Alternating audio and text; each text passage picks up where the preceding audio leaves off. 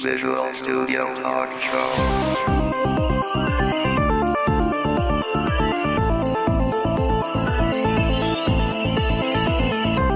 Visual Studio Talk Show est une présentation du groupe d'usagers Visual Studio de Montréal et de .NET Expertise.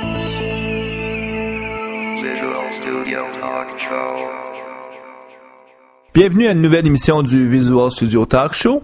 Le podcast, on discute de construction de logiciels avec la plateforme .NET.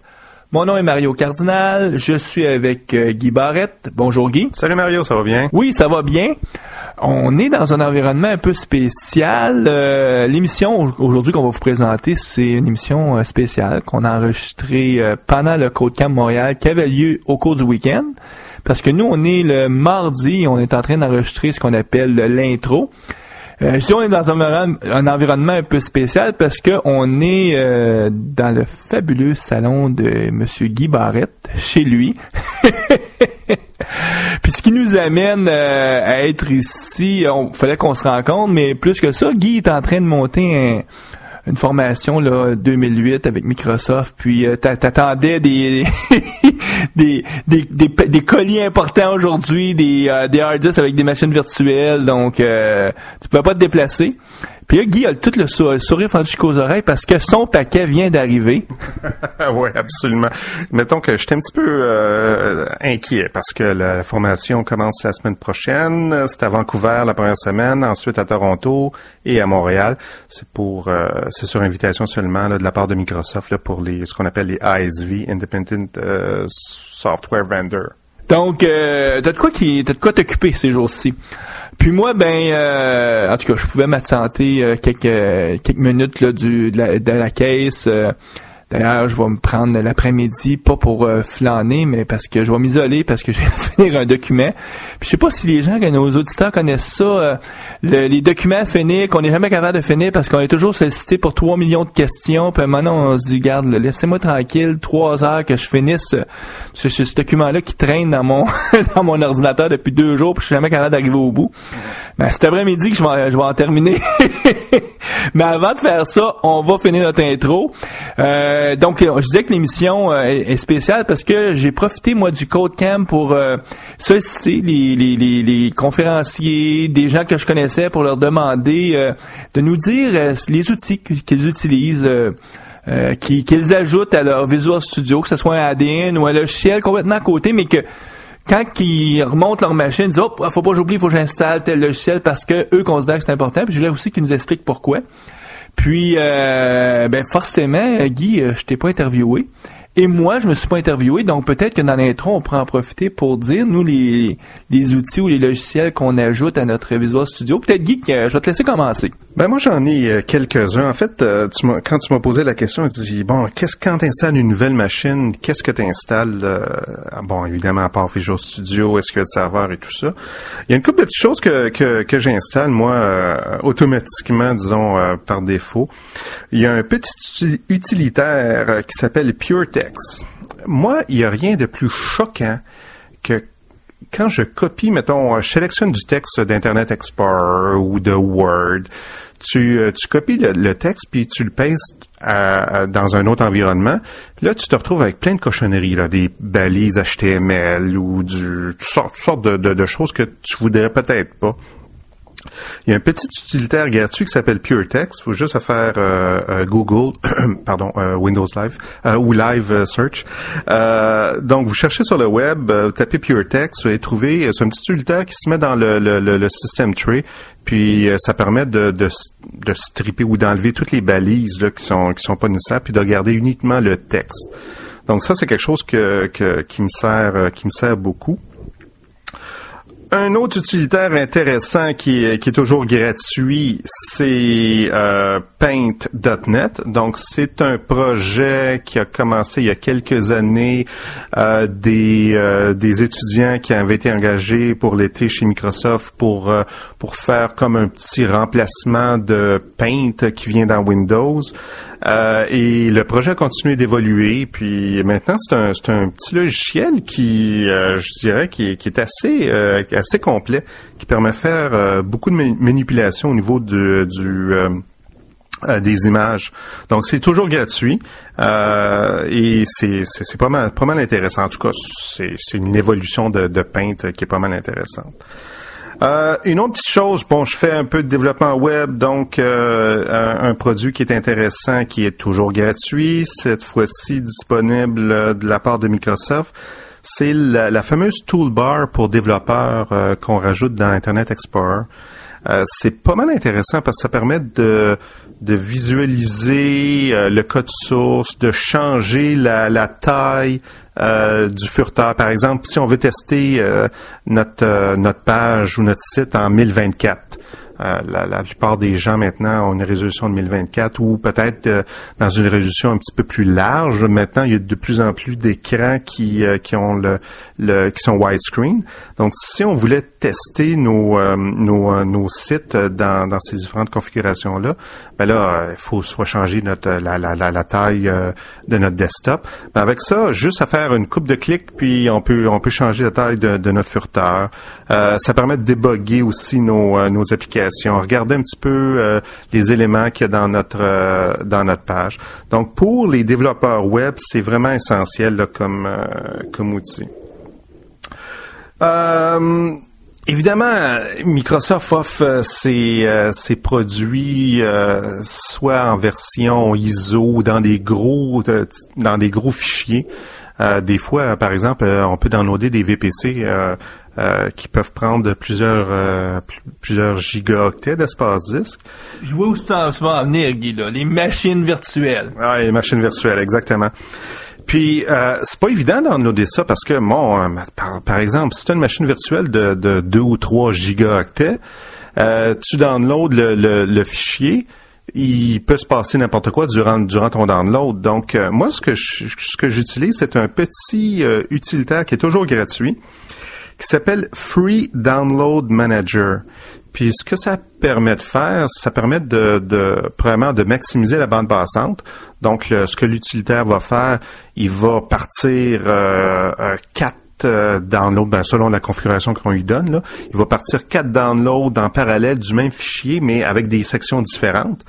Puis là, il va maximiser complètement ta bande passante. Donc le download de 1 se fait plus rapidement.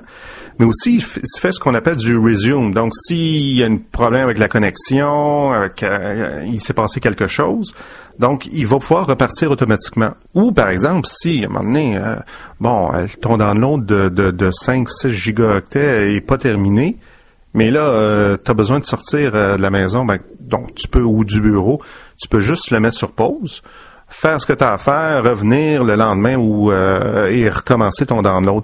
Fait que ça, c'est pas mal intéressant. C'est gratuit. J'ai vérifié, il y a pas de cochonnerie, il installe pas de spyware ou de choses comme ça. Il faut faire absolument attention. Je vous dirais, c'est une mise en garde là. Dans certains utilitaires que vous allez downloader sur le web, ils vous installent toutes sortes de cochonneries, du spyware ou des choses comme ça. Celui-là n'installe absolument rien, donc il est vraiment recommandé. Et puis, évidemment, en parlant de gros download puis de fichiers ISO, par exemple, qu'on peut downloader, télécharger sur nos postes, qu'est-ce qu'on fait avec le fichier ISO? Bon, tu as le choix de le brûler sur un CD ou un DVD ou de le garder sur ton disque. Mais qu'est-ce que tu fais quand il est sur ton disque? À part il y a certains utilitaires qui permettent de l'ouvrir tel quel, mais ce que j'ai trouvé, c'est un petit utilitaire qui s'appelle Magic ISO, qui se met dans le system tray et qui permet de ce qu'on appelle faire un mount ou de d'assigner une lettre de disque dur sur un fichier ISO. Donc, sans le brûler sur un CD ou un DVD, tu peux dire, tel fichier ISO, par exemple, le fichier d'installation de Visual Studio. Tu veux faire une installation. Au lieu de le brûler sur DVD, tu t'assignes une lettre à ton disque, à ce fichier-là. Et puis ensuite, tu pars l'installation comme si c'était ouvert là, dans le système d'exploitation. Donc ça, c'est pas mal intéressant, surtout quand vous faites pas mal d'installations d'un même d'un même logiciel qui se trouve dans un ISO. Évidemment, quand tu pars aussi à partir du disque dur, c'est plus rapide qu'un lecteur de CD ou DVD. Fait que ça résume à peu près là, les petits utilitaires là, que j'installe, là, les MOS là, que j'installe en premier là, une fois que j'ai installé une nouvelle machine. Toi, Mario? Ben, moi aussi, hein, je peux pas vivre sans voir. Moi, c'est pas Magic ISO que j'utilise pour monter mes fichiers ISO. C'est Virtual CD ou Virtual Clone. En tout cas, je me souviens pas du nom exact, mais c'est un freeware. Puis, ben écoute, moi, un des produits qui n'a pas ressorti dans la liste, moi j'ai un avantage sur toi, Guy, j'ai déjà entendu toutes les entrevues, donc je sais ce que les gens nous ont recommandé. Mais un des produits qui n'a pas ressorti, mais que moi je ne peux pas faire autrement que de l'installer, et je veux aussi que tous mes développeurs aient ça sur leur poste, c'est le produit CodeSmith. Pourquoi? Parce que, bon, probablement par mon travail d'architecte, j'ai bâti, ou en tout cas, j'ai fait évoluer des gabarits, puis qui font partie maintenant de mon coffre à outils, puis pas de CodeSmith, ben c'est comme si je perds pas une partie de mon cerveau, mais en tout cas une certaine une partie du savoir-faire que je peux apporter dans une équipe. Donc CodeSmith, c'est un produit important pour moi. Un autre produit important, puis j'ai découvert dernièrement, parce que je le prends pour acquis, ce produit-là, ou on le prend pour acquis, mais à la caisse, en tout cas, j'avais un environnement où je pouvais pas installer tout ce que je voulais parce que j'étais pas administrateur du poste. Maintenant, c'est différent parce que là, j'ai finalement une machine virtuelle, mais on m'imposait le Visio par défaut qui vient avec Office. Et Visio par défaut qui vient avec Office, il n'y a pas beaucoup d'icônes, il n'y a pas grand-chose à faire des diagrammes, puis je sais pas si c'est encore là, c'est par ma formation d'architecte, mais moi je travaille beaucoup à faire des diagrammes, créer des images qui vont être une métaphore pour l'équipe pour comprendre aisément là, l'architecture. Donc, moi, installer le Visio for Architect qui vient avec Visual Studio, c'est un must. En tout cas, je peux pas vivre sans ça. De la même façon, souvent on oublie que avec notre Visual Studio, il y a des petites perles qui résident là, mais qui sont cachées, puis on ne nous donne pas de lien. Une de ces petites perles-là, c'est le produit WinDiff, qui est fourni dans le répertoire bin sur ton Visual Studio. Donc, si vous cherchez WinDiff, essentiellement, ça permet de comparer deux fichiers. Mais plus que ça, c'est que tu peux comparer un répertoire, puis il va te dire qu'est-ce qui est différent. Puis, il fait très bien la job. J'entends souvent du monde qui dit « Ah, ça me prend absolument Beyond Compare » ou en tout cas des produits commerciaux pour faire la comparaison. Moi, WinDiff a toujours satisfait mes besoins. Puis un dernier produit qui maintenant fait partie de plus en plus de mon coffre à outils standard parce que je suis en train de l'apprivoiser puis de le maîtriser pour tout ce qu'il peut apporter, c'est le produit Ndepend. C'est un produit d'ailleurs, pour ceux qui sont à Montréal, vous allez probablement me voir présenter là-dessus parce que je trouve que c'est un produit intéressant pour les architectes parce qu'il permet vraiment d'aller chercher des métriques qui rapidement nous donnent une bonne visibilité sur ce qui va bien et ce qui va moins bien dans un projet. Donc le produit Ndepend, c'est ça permet vraiment de mesurer puis plus aisément contrôler en tout cas avoir des indicateurs sur ce qui va bien, ce qui va pas bien au niveau de l'architecture. Puis ceux qui vont venir à DevTeach à Vancouver, ben c'est une de mes conférences que je fais là-bas, Ndepend, comment utiliser ce produit-là. Donc n'hésitez pas, venez m'écouter. Je vais essayer de vous convaincre que ça vaut la peine d'utiliser ce produit-là. Donc, ça fait un peu le tour de moi de ce que... Bon, c'est sûr que des gens ont parlé de Reflector, de produits du refactoring, ces choses. C'est sûr, ça aussi, ça fait partie, mais moi, je voulais être plus celui qui couvre les zones un peu plus grises ou un peu moins énumérées par nos conférenciers qui étaient... au CodeCamp. Guy, en terminant, peut-être un petit wrap-up sur comment tu as trouvé ta fin de semaine, toi, au CodeCamp? En fait, c'est une belle journée. C'était samedi le 27 octobre. On a reçu à peu près 300 personnes. Donc, il y avait 300 développeurs d'un petit peu partout dans la région de Montréal. Il y avait même des gens d'Ottawa. J'ai regardé les inscriptions Québec aussi. Il y a des gens qui sont descendus spécifiquement pour le CodeCamp. Donc, on avait à peu près 300 personnes puis on avait 4 salles, 17 présentations.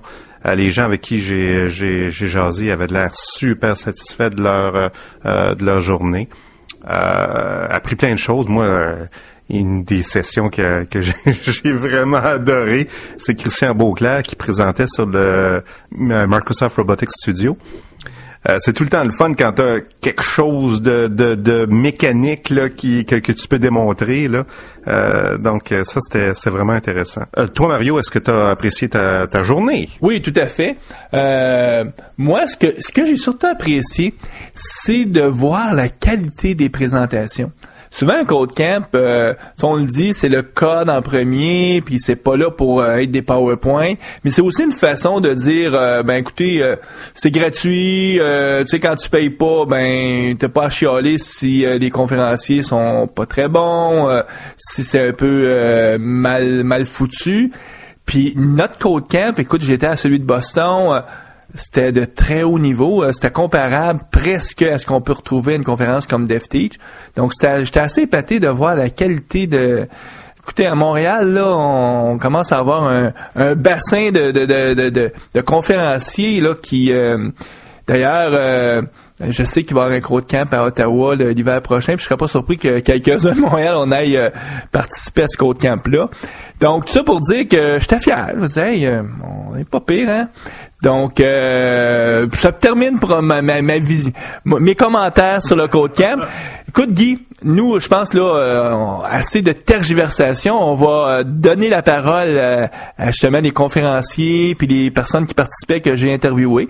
Donc, sans plus tarder, je vous invite à écouter chacun de leurs commentaires, puis on vous revient après avec les actualités. Oui, je suis avec Dominique Sévigny. Dominique, tu as présenté, toi, au CodeCamp. Donc, peux-tu nous dire brièvement qu'est-ce que tu as présenté avant de nous parler de tes outils préférés dans Visual Studio? Yes, moi j'ai présenté aujourd'hui toute la nouveauté avec Ajax 3.5 avec VS 2008, donc toutes les nouveautés qui sont intégrées là-dedans, donc la migration d'applications Ajax, tout ce qui est nouveau, comment partir from scratch, les extender control, donc beaucoup de JavaScript orienté objet, donc on a fait de l'orienté objet, des namespaces orientés avec JavaScript. Puis c'est ça. Bon, on se le cachera pas. T'es venu souvent au Visual Studio Talk Show. T'es Monsieur Web, pas très Windows Form, donc plus Web. Donc j'imagine que tes outils doivent avoir un certain lien avec le développement web. Ouais, mes outils, l'outil, à mon avis, pour un développeur web au niveau Ajax, en tout cas JavaScript, tout ça, c'est le Web Development Helper de Nikhil, qui est un des architectes Ajax chez Microsoft. Donc, qui permet de vérifier justement qu'est-ce qui se passe au niveau des requêtes asynchrones dans un update panel ou un service web JavaScript, tout ça. Puis permet aussi de regarder toute la sérialisation JavaScript qui se fait avec JSON, tout ça. Donc, l'outil pour moi, c'est le Web Development Helper. Le reste, c'est des outils standards de développement, FXCOP, ces choses-là. Mais pour côté client-side, là, c'est vraiment cet outil-là. Merci, Dominique. Merci. Je suis avec Christian Beauclair de Microsoft Canada qui gentiment a accepté de venir aujourd'hui au CodeCamp, puis pas juste comme pour assister, mais pour présenter. Donc, Christian, avant que je te pose la fameuse question, quels sont les outils que tu aimes bien ajouter à ton environnement pour t'aider dans ton travail, qu'est-ce que tu as présenté aujourd'hui au CodeCamp? J'ai présenté deux choses. On les a présentées sous la bannière Coding for Fun, qui est une bannière sur MSDN pour les hobbyistes surtout. J'ai présenté XNA Game Studio 2.0, les changements qui s'en viennent dans la prochaine version. Entre autres, la possibilité d'utiliser maintenant XNA dans n'importe quelle version de Visual Studio 2005, que ce soit professionnel, Team System ou Express. Et l'autre affaire, c'est la possibilité maintenant de faire des jeux en réseau avec Xbox Live, que ce soit Xbox Live ou Games for Windows Live. Donc, c'est pas mal intéressant. J'ai bâti un jeu à partir de zéro en 3D pour montrer comment c'est facile de faire ces jeux-là. Dans ma deuxième session, j'ai parlé de Microsoft Robotics Studio, qui est un nouveau produit qui vient de sortir, la version 1.5 vient de sortir dernièrement, qui permet d'abstraire complètement les plateformes robotisées. Puis pour les hobbyistes, c'est cool parce que j'ai amené un kit de Lego Mindstorm NXT aussi, où j'ai montré comment on pouvait programmer un petit robot qui faisait de la recherche et découvrir des places avec le langage VPL. Session auquel j'ai assisté, puis qui a été fort populaire. Moi, j'ai beaucoup apprécié parce que toutes les techies, on aime les bébelles. Puis là, de voir les petits robots qui, pas juste que tu contrôlais, mais qui avaient eux-mêmes leur propre intelligence. Donc, ça donnait le goût de les en procurer un. Mais le problème encore, c'est quand allons-nous trouver le temps de programmer, faire ça. qu'est-ce que tu recommanderais aux auditeurs comme outil ou comme ajout à mettre sur son ordinateur pour simplifier notre travail? Mais moi, je travaille pas autant en tant que développeur, autant que j'aide les développeurs, que je parle des outils de développement. Mais une des choses que je dois faire souvent, justement, c'est présenter des technologies où je dois recommencer à zéro à chaque fois. Et au lieu d'avoir réinstallé à chaque fois sur mon système d'exploitation, je pars d'images avec le Virtual PC. Donc, j'installe Virtual PC. J'ai des versions des VHD avec XP, des VHD avec Vista, des VHD avec Windows Server 2003 de base déjà installés. Je fais une copie, je pars là-dessus, j'installe tous les produits que je veux, que ce soit le bêta de Visual Studio 2008 ou Silverlight, etc. Je peux à ce moment-là me bâtir un environnement vraiment là, indépendant, repartir à zéro sur un environnement clean à chaque fois. Donc, c'est préférable lorsque je fais les présentations. Puis l'autre chose aussi qu'on a mentionné beaucoup durant le dernier DNIC Tour, le Developer Night in Canada, c'est que pour, par exemple, garder et maintenir du code VB6, même si le runtime de VB6 est supporté par Vista natif, ça veut dire que ça vient avec le produit, l'environnement de développement n'est pas supporté, lui. Donc, ce qui est préférable, c'est de garder un Virtual PC avec Windows XP, par exemple, et VB6 dedans pour faire ton développement. Donc, c'est un excellent outil pour garder soit des plateformes legacy qu'on a autour ou pour, comme je disais, bâtir des environnements à chaque fois. Puis c'est utilisé aussi beaucoup dans les environnements de test durant le développement. Donc, tu peux repartir à zéro à chaque fois puis essayer une nouvelle version de ton logiciel que tu développes. Donc, c'est pas mal cool. Mais je sais que moi, personnellement, ça va faire au moins un an et demi que j'ai pas développé sur de l'acier direct. Je développe toujours dans une machine virtuelle. Pourquoi? Parce que, peut-être parce que j'ai le loisir d'avoir beaucoup de mémoire, en tout cas des machines performantes. C'est sûr que si j'aurais pas de machine performante, je le ferais pas, mais parce que c'est tellement aisé, migrer, tu peux installer des choses, c'est pas grave. De toute façon, je suis pas en train de détruire ou en tout cas de me forcer à remonter ma machine, parce que le pattern habituellement, c'était on faisait un an avec notre Windows et un jour on se disait là, il est temps, faut que je rebâtisse ma machine. Avec les machines virtuelles, c'est on va la rebâtir un jour, mais habituellement, c'est plutôt quand va arriver une nouvelle technologie, pas parce qu'on est forcé à cause que notre machine vient trop lente. Ben, merci beaucoup, Christian. Bienvenue, ça m'a fait plaisir. Je suis avec Étienne Tremblay. Salut Mario. Étienne, t'es un habitué du Visual Studio Talk Show, hein, plusieurs fois comme invité. Avant même que tu nous dises qu'est-ce que tu recommanderais aux auditeurs à ajouter à leur plateforme pour développer, t'as présenté aujourd'hui, peux-tu nous glisser un mot là-dessus? Oui, Mario, salut en passant. Puis j'ai présenté les 10 nouveautés de Visual Studio Team System 2008. Donc je parlais des deux côtés, TFS et Visual Studio. Donc des nouveautés, entre autres, il y a certaines choses qui étaient dans les Power Tools comme Annotate, Folder Compare qui sont maintenant rendus dans le produit. J'ai montré le nouveau Team Build qui est super amélioré dans la version 2008.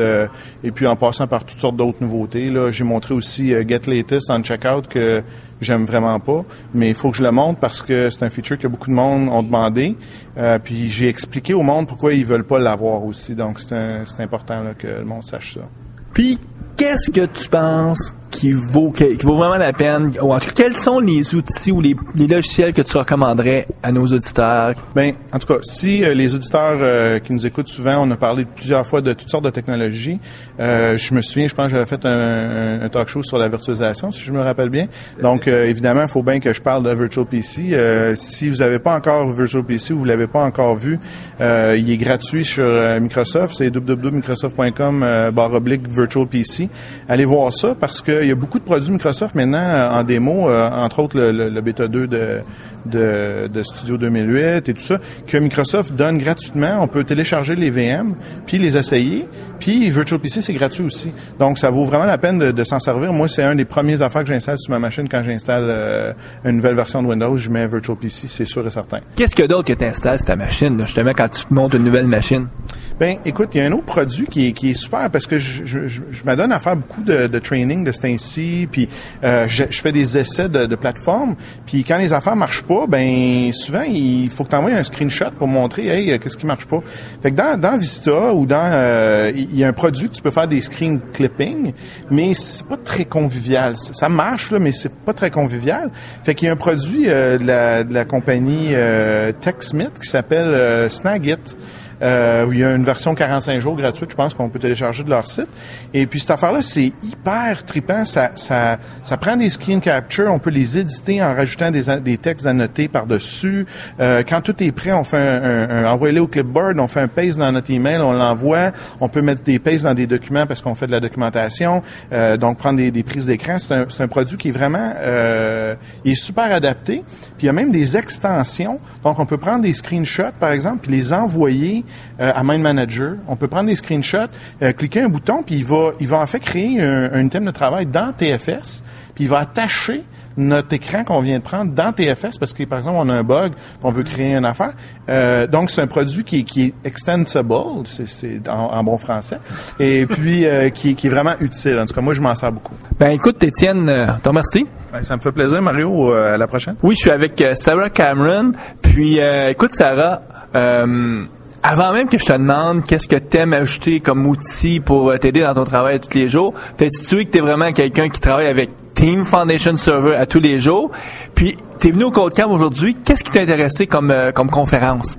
Pour moi, les choses intéressées, c'est pour voir les nouveautés avec les produits de Microsoft. Comme ce matin, j'attends la session avec Étienne Tremblay sur les 10 nouveautés de TFS. Je travaille beaucoup avec TFS, alors ça m'intéresse de voir le côté de qu'est-ce que Étienne pense que c'est les 10 meilleures nouveautés. Alors, c'est une bonne session. Puis après ça, j'attends la session en haut pour TDD pour voir. J'ai lu beaucoup des articles sur TDD, mais j'en ai pas vu un exemple de commande de mise en place dans un projet de développement. Alors, c'est une session aussi très intéressante. Puis, j'ai juste quitté la session de Silverlight. Beaucoup de nouveautés auxquelles tu as pu te sensibiliser. Donc, les outils, qu'est-ce que tu aimes ajouter à ton Visual Studio? Les deux choses que j'ai toujours ajoutées dans mon environnement, c'est les Power Tools qui viennent avec TFS, puis le Visual Studio SDK aussi, parce que j'ai fait les extensions de VSTS ou Visual Studio. Puis le troisième outil pour un rôle plus administratif de TFS, j'ai toujours installé le TFS Sidekick pour le côté d'administration de TFS. Donc, si on rappelle, quand tu disais les Power Tools, c'est vraiment pour TFS. Donc, si tu travailles avec le gestionnaire de code source, c'est là où est-ce que tu vas avoir des gains d'utiliser le Power Tool. Oui. Puis, le Power Tools, les deux Power Tools, l'ancienne Power Tools TFS Compare, puis l'Annotate, c'est bon de voir que les deux Power Tools viennent avec la prochaine livraison 2008 de TFS. Alors, c'est inclus dans le produit, mais il y a toujours des nouveautés au niveau de Power Tools. Merci, Sarah. Je suis avec Éric Moreau, qui est un des conférenciers qui a participé généreusement au CodeCamp. Donc, Éric, peut-être avant d'expliquer les logiciels ou les outils que tu recommanderais aux auditeurs, peux-tu nous parler un peu de ce que tu vas présenter aujourd'hui? Aujourd'hui, j'ai présenté une session sur Link. Link to Object, Link to XML, Link to Data en général, avec mes impressions. J'ai donné mes impressions réelles aux participants qui étaient dans la salle. Donc, sujet qui touche les accès aux données. Accès aux données et à n'importe quelle donnée qui est en mémoire, pas seulement données SQL comme le monde peut prétendre, que ce soit des arrays, des collections, des objets qu'on a en mémoire. Link est bon pour accéder à toutes ces données-là. Puis, qu'est-ce que tu recommanderais pour les auditeurs? Comme par hasard, c'est un des commanditaires de l'événement. C'est des produits que j'utilise de la compagnie Redgate. Sûrement, certains d'entre vous les connaissez déjà. Le premier que je voudrais vous parler, c'est SQL Prompt, qui va vous donner de l'IntelliSense à l'intérieur de vos requêtes SQL lorsque vous utilisez SQL Management Studio. Donc, l'IntelliSense, c'est quelque chose qui est le fun dans Visual Studio, mais eux autres, ils ont été capables de nous amener ça quand on construit nos requêtes SQL, nos StarProc, nos triggers et tout ça, à l'intérieur des outils de Management Studio. L'autre produit aussi qui est très intéressant de la même compagnie, c'est SQL Compare. Ceux qui ont à maintenir 2 bases de données en test et en production, par exemple, ils veulent pouvoir être capables de comparer ces 2 bases de données-là pour savoir c'est quoi les changements qui ont été apportés.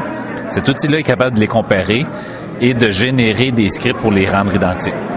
Puis le troisième et le dernier que je vais vous parler, parce qu'il y en a un paquet d'autres, c'est SQL Data Compare. Ils sont capables de comparer le contenu des tables. C'est pratique pour les tables de référence, entre autres. Et comme SQL Compare, il est capable de nous donner c'est quoi les différences et de générer des scripts. Merci bien, Éric. Ça fait plaisir, Mario. Oui, je suis avec François Beauregard de la firme Pixis. François, peux-tu nous expliquer qu'est-ce que tu as présenté aujourd'hui au CodeCamp Montréal? Ben, ce matin, en fait, aujourd'hui, on animait une journée complète dans la même salle. On était on faisait 5 présentations. On commençait par le développement agile, donc expliquer un peu les pratiques. On s'est plutôt concentré sur les pratiques techniques, intégration continue, puis le développement piloté par les tests et tout ça. Et en après-midi, on se dirigeait plus vers des présentations sur des outils open source, donc en logiciel libre pour développer avec la plateforme .NET, donc des trucs comme Castle, NUnit, TestDriven.net et autres choses comme ça. Je pense que c'était fort populaire, hein, parce que ce matin, il a fallu qu'on vous rajoute des chaises, donc c'est une bonne nouvelle. Oui, non, c'était bien le fun. On avait une salle comble, on s'est amusé, on a échangé sur des choses. Je pense que les gens étaient bien contents, puis nous, on était bien contents aussi d'échanger avec les gens sur ce qu'ils font dans leurs entreprises, puis en quoi on peut les aider. Maintenant, peux-tu nous dire un outil ou un add-in ou quelque chose que vous ajoutez à la plateforme Visual Studio qui vous aide dans votre travail à tous les jours? Ben, nous, systématiquement, sur tous les postes, il y a 2 add-ins qu'on met, qui sont le ReSharper et le TestDriven.net. Donc, on écrit nos tests à la NUnit. Donc, pour avoir l'intégration et être capable de rouler nos tests à l'intérieur de NUnit, on utilise TestDriven.net et ou ReSharper. Ça dépend des développeurs. Et pour toutes les capacités de refactoring, vraiment, ReSharper, c'est un outil qu'on utilise systématiquement, là. Donc, pour ceux qui ont un intérêt vers l'agile, 2 outils qui sont en tout cas, qu'on peut pas passer à côté. Exactement. Merci, François. Ça fait plaisir. Oui, je suis avec Hans Perpignan. Puis Hans, tu as été conférencier aujourd'hui au CodeCamp. Peut-être avant même d'expliquer à nos auditeurs qu'est-ce que tu aimes bien utiliser comme outil avec ton Visual Studio, peut-être parler qu'est-ce que tu as présenté au CodeCamp? Mais oui, bien sûr. Alors, je profite de l'occasion pour saluer tout le monde qui nous écoute. Moi, aujourd'hui au CodeCamp, on a présenté, en fait, on était dans la track Agile et logiciels libres. Donc, on a parlé, François Beauregard et moi, des pratiques agiles. Comment est-ce qu'on peut choisir exactement les pratiques agiles telles que le test-driven development, les tests fonctionnels et tout ça. Et puis quelle valeur que ces pratiques agiles apportent à l'entreprise, aux entreprises. Puis ensuite, j'ai encore présenté 2 sessions, l'une sur le test first development et puis l'autre sur la conception pilotée par le domaine. On a fait une introduction dans les 2 cas. Présentation que tu vas refaire au groupe utilisateur d'ailleurs dans le mois de novembre. Oui. Donc, quels sont les outils que tu veux recommander aux auditeurs?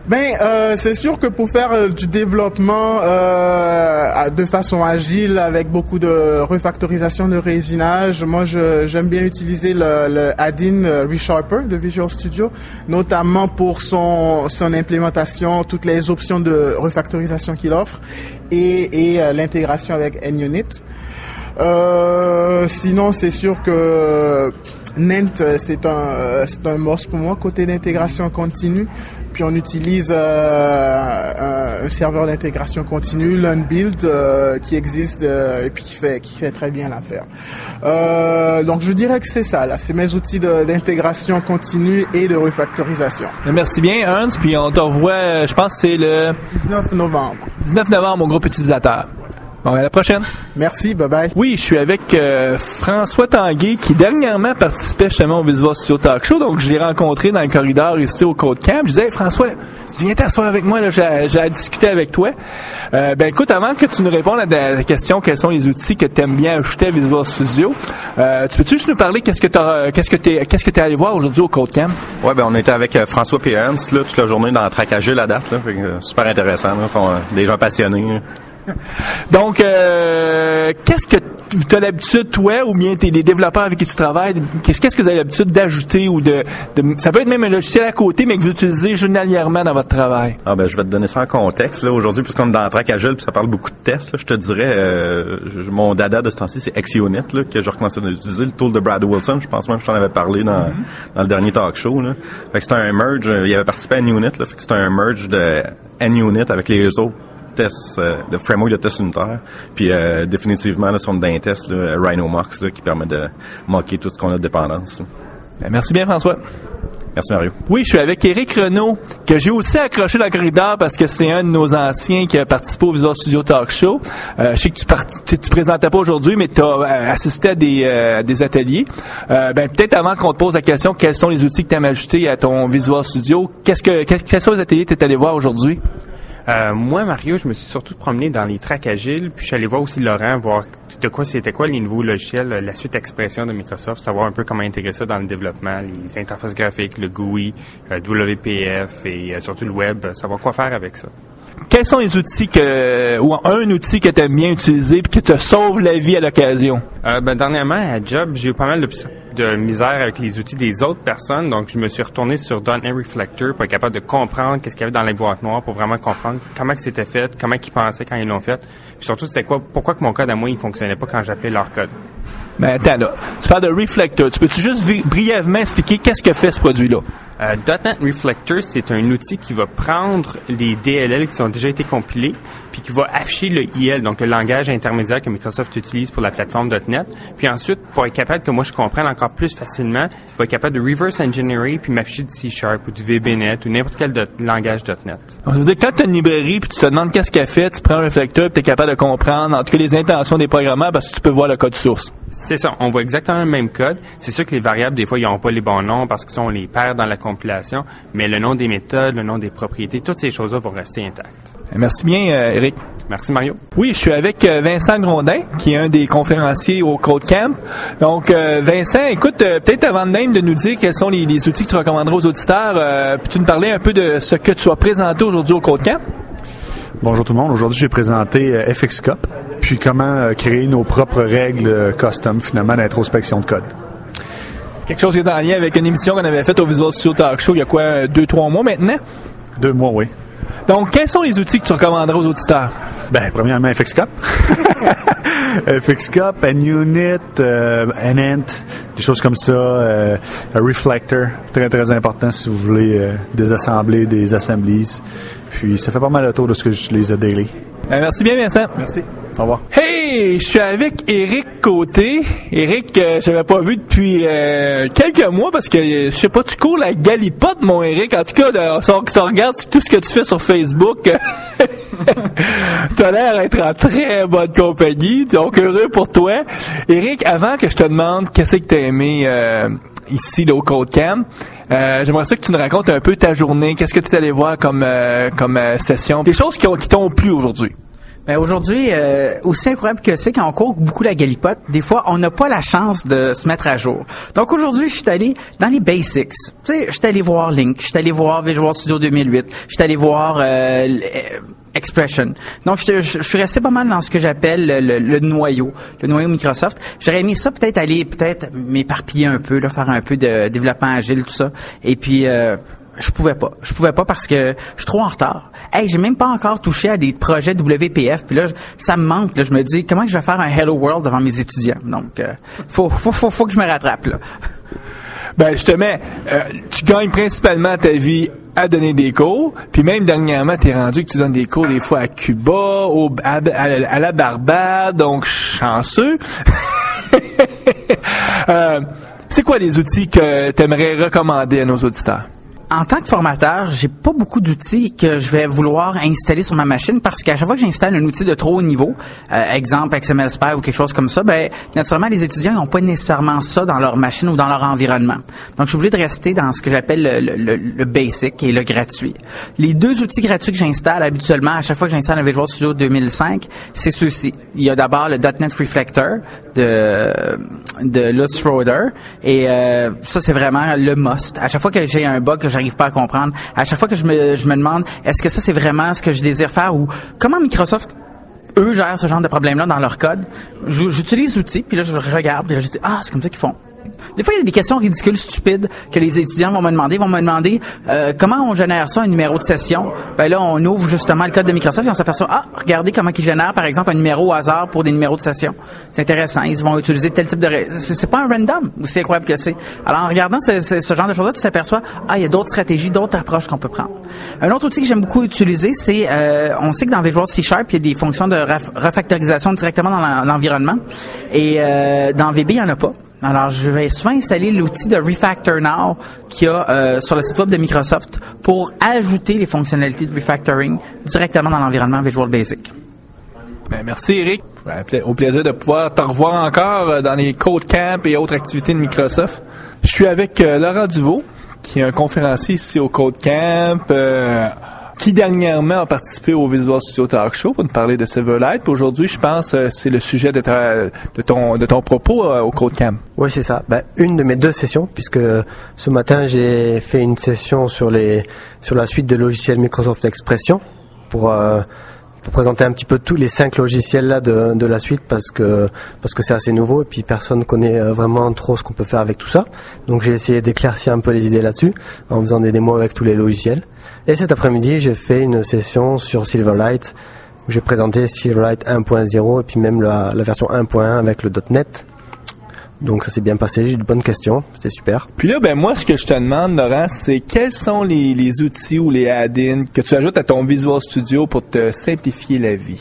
Moi, j'ai réfléchi un peu à la question que tu m'as abordée tout à l'heure, et puis je vais te prendre un peu à brosse-poil en disant, si je peux me permettre de dire ce que je n'utilise pas finalement, parce que j'utilise peu d'add-ins à Visual Studio, et je peux peut-être expliquer pourquoi, ça va être intéressant. Notamment, tu as dû avoir comme réponse souvent que les consultants utilisent, les consultants ou tous les développeurs en général utilisent des outils de refactoring comme ReSharper ou autres. Ils utilisent beaucoup ça, et beaucoup trop même, au point d'en devenir presque dépendants. J'en connais certains qui sont vraiment dépendants de ce style d'outil. Effectivement, c'est très efficace, ça améliore la productivité.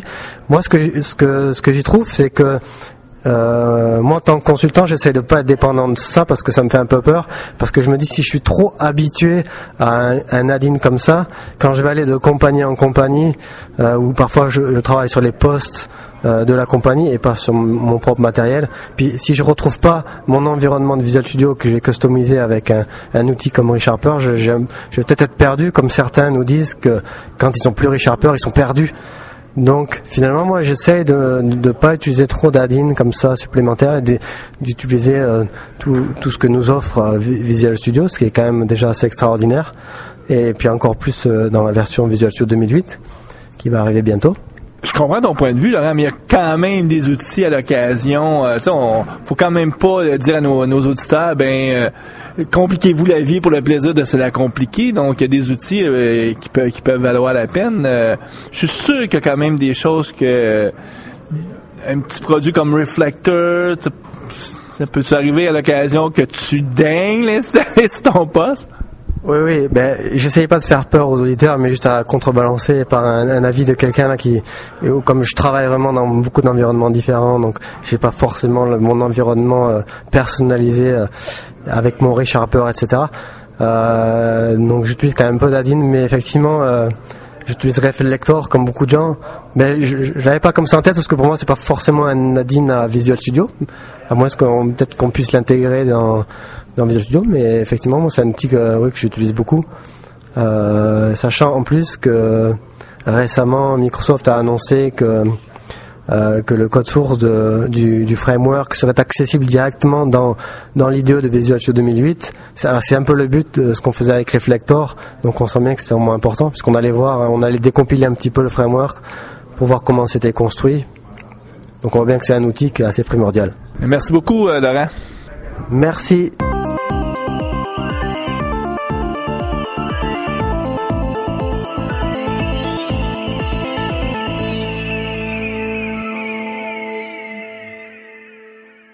Les actualités avec Monsieur Guy Barrette.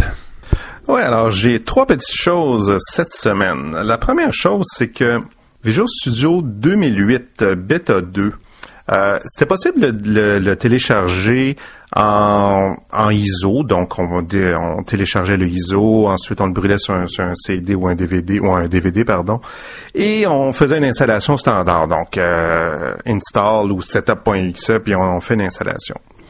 C'était possible aussi de le télécharger en VPC, donc en machine virtuelle. Sauf que Microsoft s'est aperçu la semaine dernière que la machine virtuelle, donc il y avait 2 machines virtuelles, une pour Team Suite, donc Visual Studio Team Suite, et une pour Team Foundation Server. Les deux machines virtuelles sont ce qu'on appelle, il y a un time bomb, donc ils vont arrêter de fonctionner finalement au 1er novembre. Donc, il est beaucoup plus tôt ce qu'il y avait cet été. Donc, il y a eu une erreur quelque part là. Ce qui veut dire que si vous utilisez une machine virtuelle que vous avez téléchargée pour Visual Studio 2008 Beta 2, soyez avertis qu'elle va time bomber. Je sais pas, il y a un terme français. Expirer. Ah, mon Dieu, c'est si simple. Hein? On cherche les termes les plus complexes, puis bon. Elle va expirer, oui, au 1er novembre. Par contre, vous perdrez pas tout. Dans le sens que, après le 1er novembre, vous allez avoir un message, une boîte de dialogue qui va popper au bout d'une heure, vous disant que, bon, votre machine a expiré. Et ensuite, vous avez une autre heure pour d'utilisation. Donc, en tout, vous avez, même si la machine est expirée, vous avez 2 heures d'utilisation. Mais au bout de 2 heures, là, il y a un shutdown automatique. L'idée étant que ça permet aux gens de récupérer tous leurs fichiers puis de pas perdre tout ce que ça sur quoi ils travaillaient. Absolument, absolument. Donc, soyez avertis. J'ai cru comprendre que Microsoft allait offrir d'autres VPC de Visual Studio 2008 Beta 2 prochainement. Parmi les autres nouvelles, le groupe de Pattern Practice va offrir ce qu'on appelle un Composite Client Block ou ce qu'on appelle du guidance ou au niveau de Windows Presentation Foundation. Donc, par exemple, le Composite Application Block qui est disponible présentement permet de faire des applications Windows Form, mais permet pas de faire des applications Windows Presentation Foundation. Donc, on sait que WPF, c'est assez récent. Donc, le groupe de Pattern Practice a annoncé qu'elle allait supporter maintenant WPF et offrir d'ici la fin de 2008. Donc, bon... C'est large, là. Qu'elle a offrir ce qu'on appelle le WPF Composite Client. C'est pas le nom final, là, mais c'est quelque chose qui vont supporter d'ici la fin de 2008. Et là, Guy, moi, ce qui m'intrigue, c'est Microsoft, ils avaient annoncé, eux, un produit qui serait intégré dans une version ultérieure de Visual Studio, qui est le nom de code aujourd'hui, c'est Acropolis, qui était justement de bâtir un Smart Client avec la technologie WPF, donc... Il n'y a pas un conflit potentiel? Ben absolument. Puis c'est drôle parce que sur le blog de l'équipe d'Acropolis, ce qu'ils ont dit, c'est que bon, ils sont en période de réflexion. Il y a certaines choses qui vont se retrouver directement dans le framework et que maintenant l'équipe d'Acropolis n'allait plus sortir de CTP. Donc c'est un petit peu bizarre. Est-ce que ils ont décidé de reprendre le knowledge qui avait été développé pour Acropolis puis de le transférer du côté du groupe de Pattern Practice et puis de garder certaines choses pour le framework? Ça va rester à voir là. On va vérifier ça pour vous tenir au courant. Absolument. Dernière nouvelle, ceux qui ont utilisé un produit ou un projet qui s'appelle Subsonic, que moi j'ai découvert il y a un petit bout de temps puis que j'ai bien aimé. En fait, c'est une espèce d'abstraction sur vos données. Donc, ça permet de déclarer des classes automatiquement qui sont mappées sur vos données. Donc, le lead de ce projet-là, qui s'appelle Rob Connery, ça va travailler chez Microsoft. Donc, on voit depuis, il y a une espèce de tendance où là, Microsoft est en train d'aller chercher des gens qui sont assez influents dans leur sphère, dans leur sphère.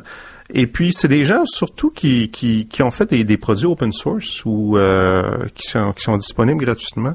Donc, Rob Connery va travailler dans l'équipe de ASP.NET, donc l'équipe de Scott Guthrie. Il va travailler sur ce qu'on appelle le MVC Controller, Model View Controller. Duquel on parlait il y a 2 semaines, on annonçait justement que Microsoft avait l'intention de bâtir ça. Moi, je trouve que c'est une bonne nouvelle parce que, écoute, Subsonic, ça essayait de copier des bonnes pratiques qu'on trouve dans Ruby's on Rails.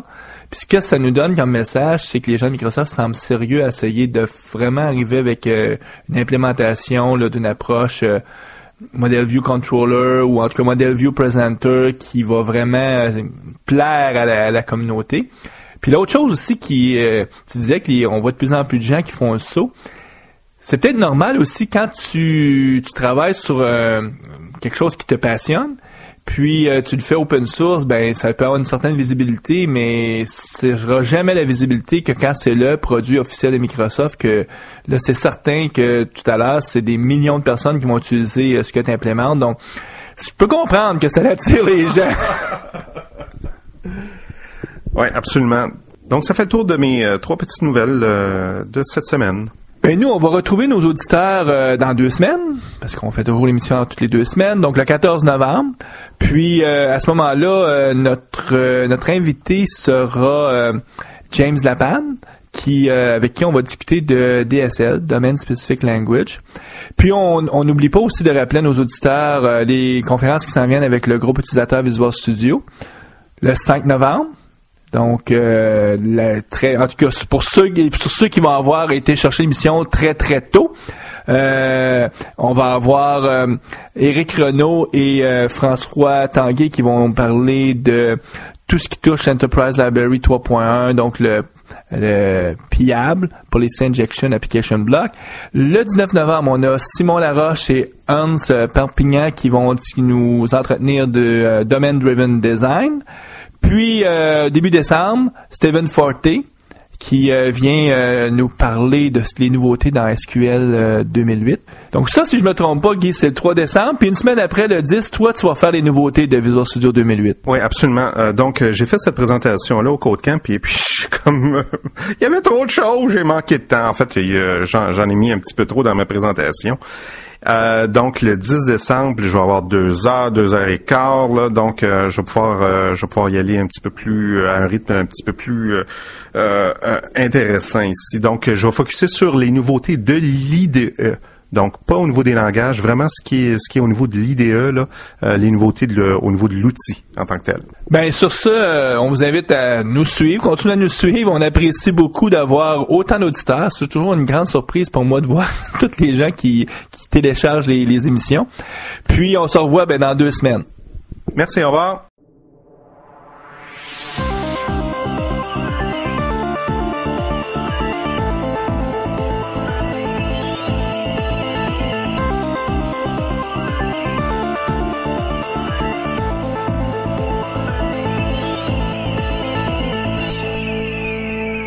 Visual Studio Talk Show.